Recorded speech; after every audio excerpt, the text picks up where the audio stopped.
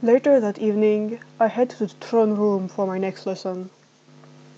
Struck by sudden nerves, I arrive before everyone else, pacing in front of my throne. More and more I find myself drawn to it.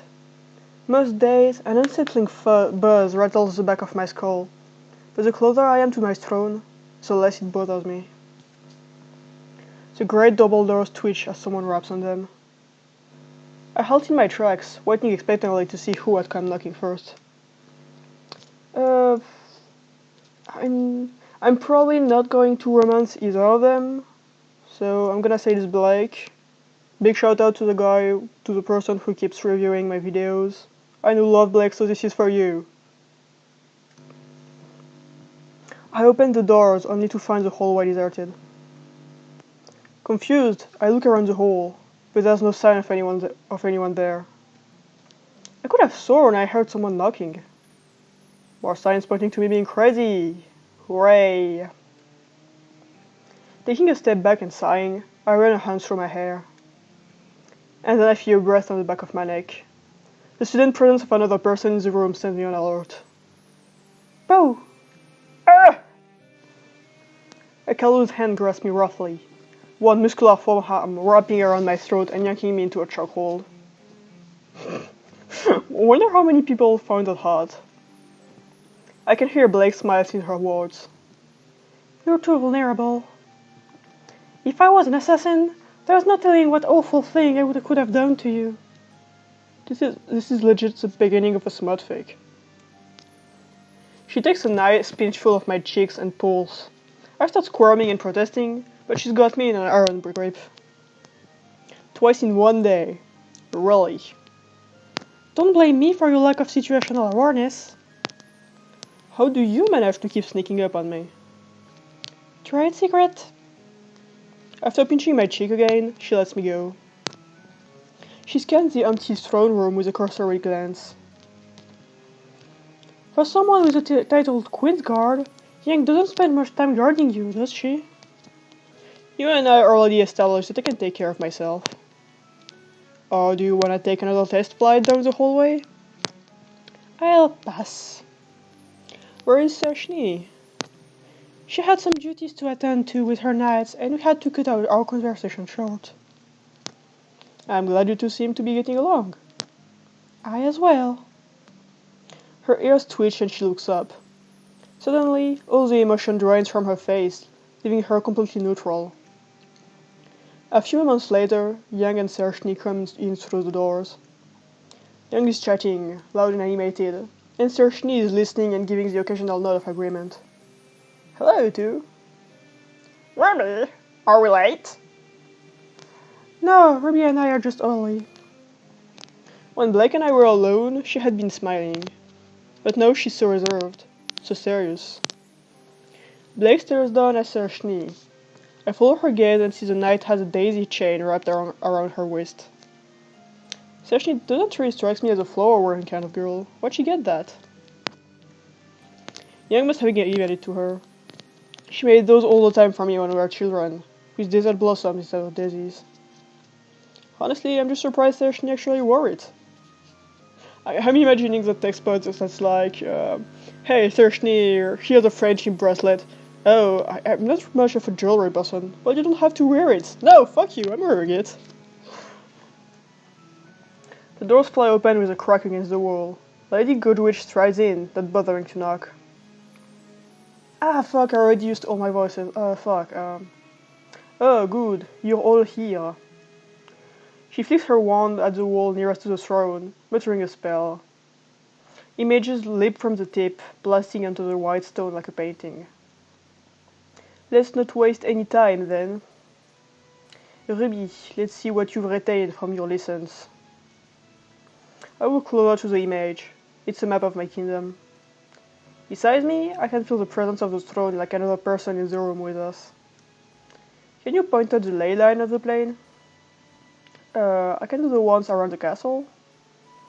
A good enough place to start. Just turning to the map, I turn to my court members. I trace paths around the castle, leading through the city and the surrounding grasslands. Somehow, Glinda enhances the image so I can work in more details. These paths I'm pointing out are called ley lines. Those are the currents of magic that run through the pain. Sershni is frowning.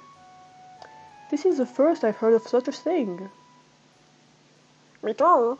Ruby tried explaining them once, but I honestly never paid much attention. Color me surprised. What? They don't extend as far as the desert, so it never seemed like my problem. Glinda takes over. As you know, aura is the basis of all life. Through our bodies, we channel it naturally as a semblance. Or, with enough training, one can harness it in the form of magic. Sershni nods in agreement. From the earth to our body, from hand to sword. Her hand rests on the pommel of her own sword, gripping it at once as if to reassure herself of its presence. So, you carved along like a weapon to channel aura. Am I understanding it correctly? Pretty much. The ley lines are super old. They were built right after we discovered the major portals. Something of that scale needs immense power to activate, to say nothing of wielding it. How? The legendary strength of the Rose lineage, I assume. They both spin their gazes on me. Well, that is also why you're here tonight. I want to tell them everything.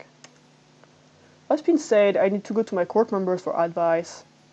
That means nothing if I don't trust them enough to be trustful with them. Ever since he was well enough to ride, Ospin's been out checking the ley lines to make sure they're still intact. And Glinda's been teaching me how to use my connection to the land. It's a power passed down through my bloodline. We call it Crescent Horse. Like the portal? For a moment, I'm confused. And then I remember. The portal from Veil to Midglass is Mirtnaster, but they have a different name for it on their end. Yes, like the portal. Maybe Midglass does have a similar power, but Sershni just doesn't know about it. Then who would? The Duke? I'd rather not interact with him again anytime soon, if possible.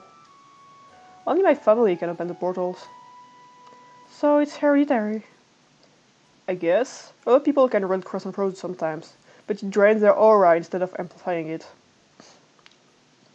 I'm honestly not sure it isn't draining yours too, Ruby. You've been active very off since you got here. I know. But it would be 10 times worse if I were on to Rose. Usurpers don't last this long without getting sick, like Ospin did. Anyway, according to him, only court members are made privy to this super secret power. She pulls her Sershni and Blake under her arms, clutching them to her side in a celebratory hug. OT3! So congrats! Now you're officially part of the club! Hooray! Sershni shoves Yang off her. So, what can we do, Your Majesty? Well, right now I can scan my kingdom for threats. They used to come to me as nightmares, but I've been getting better at deciphering and controlling them. So we can send the soldiers and mages out to where the Grims are attacking. It also makes her semblance quite powerful. She gave me a private demonstration not too long ago. Wait, what? How come I don't get private demonstration? Girls, focus. We're in the middle of a lesson. We quiet up and she continues. Ruby, I'd like you to try and locate Ospin on this map. I tilt my head to the side in confusion. Use Crescent Horse. She gestures with her wand and the image expands again, showing more of the kingdom. He's somewhere on one of the ley lines and aware we'd be doing this exercise tonight. Try reaching him, he'll be calling for to you. Oh, okay. That sounds fake, but okay. I'm not sure what to do. I step close to the map and press both palms against the stone wall. Once again, the forces inside me awaken. I feel compelled to trail my hands along the map, my body knowing where the ley lines are, even when my waking brain doesn't remember. I pose over the edges of the kingdom, nearing the mountainous more north. He's here. Somewhere around here. That's right, he should be returning to us in 4 days' time. Taking a step back, I examine my hands. How did I know that? It will be easiest to locate people connected to Crescent Horse, as Ospin is. But eventually, you'll be able to get more specific. None will be able to hide from your eyes, Your Majesty. Blake speaks up, unexpected bitterness making her voice raw. That explains a lot. No wonder they kept this poor secret from your people. Well, a secret like this is to be expected from the ruling class, isn't it? I imagine if more people knew about this, the number of assassination attempts would spike. Yeah, this doesn't really sit well with me. Sudden pain blossoms near the base of my neck. I dig my fingers in, trying to message it away, but the tension remains. Well, maybe that's why Ospin encourages me to have a council made up of so many different people. You want us to keep you in check? Sounds weird when you put it like that, but yeah, I guess. My attention returns to the map, focusing hard on it. If it's only to scout out potential threats, this power is a force for good. Right? Then a dry, crackling nose rises up behind me. I only have just enough time to hear Glinda shout. House! Something wraps around my neck, tight as a noose. Ah! The same things happen to my arms, and I can only twist my neck enough to see the thorny vines. The Thorn is attacking me? They grab me with unprecedented viciousness. One of them winds down to my left arm to squeeze my wrist so tight I fear the bone will snap. I resist, fighting back, but he takes my arm and lifts it high, slapping my palm against the wall where the map is projected. Ow! One of the thorns slices open my index finger.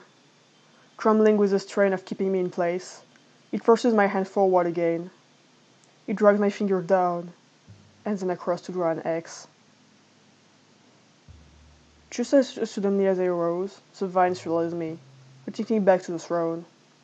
The abrupt violence leaves me breathless with terror. Once I'm free, my knees give way and I land on all four, gasping for air. Blake runs to my side at once, supporting me with an arm until I can get to my feet. With both hands on my shoulder, she holds me at a distance, staring at me with a mix of fear and concern. Ruby, are you okay? What just happened? I think it was a message. I give her a shaky laugh before pointing at what Crescent Horse had forced me to draw. Look. X marks the spot. Beside us, hills click on the stone floor. Glinda steps up to the map, waving her wand to focus on the area I marked. This is one of the locations where the midnight portals I kept. Why did you mark this spot, Rose? I don't know. Glinda. I'm scared. I hadn't meant to blow that last part out loud, but it fell out of my control. Blake puts a hand on my shoulder, squeezing it tight. Fear's a good, healthy reaction, I'd say.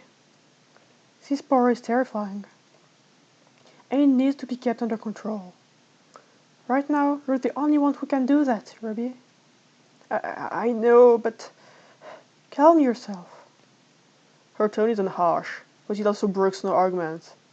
I clamp my mouth shut. Now, think hard. Why would Crescent Horse show this to you? She gestures to the map. Just a moment ago I told you where Ospin was. Was there something else you wanted to say? Something the throne might have picked upon?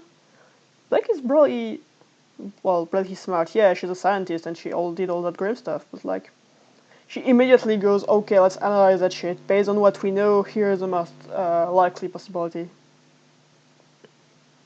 Well, your parents would somewhat get readings from the ley lines. It always manifested in different ways, nightmares or voice in their ear. She holds my hand, but mumbling a healing Chiron with a click of her tongue. The bleeding stops, but my finger still aches.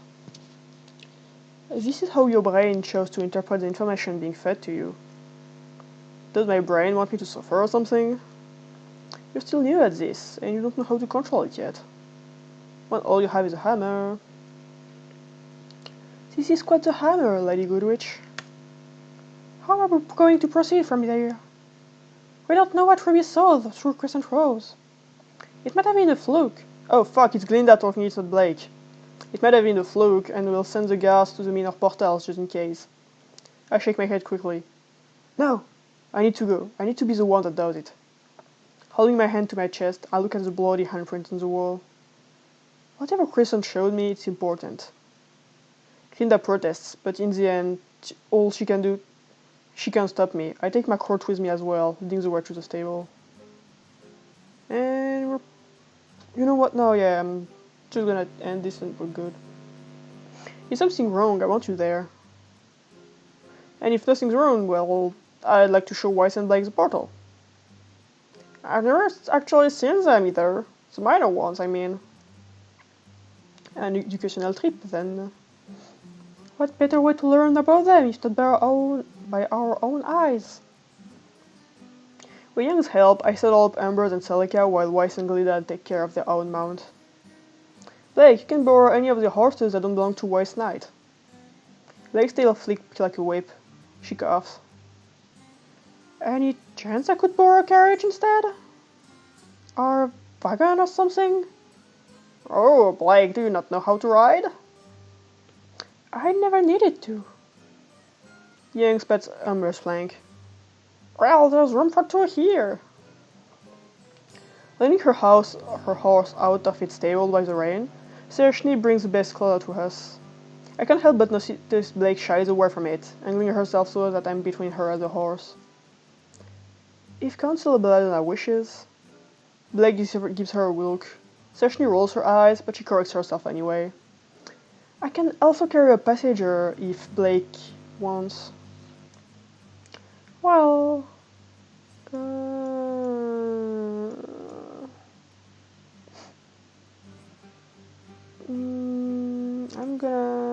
You should go with Yang. Amber is feisty, but Yang has her under control. Like if it's the first time you're going to ride something, might as well make it a fucking dragon. Besides, how many times can you say you've ridden a dragon? Exactly what I was saying, Ruby. Thank you very much. Good point. Don't worry, I'll make sure our first time together is gentle. Yang, I hate you. I hate you for saying this kind of, for wording this kind of shit like that. Oh my god, Yang, don't make me regret this already.